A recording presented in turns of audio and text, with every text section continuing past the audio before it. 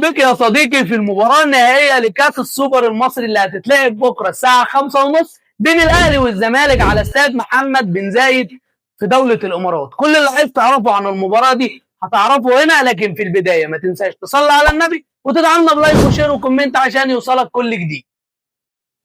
أما عن تاريخ مواجهة الفريقين في كأس السوبر، فالفريقين اتقابلوا 9 مرات.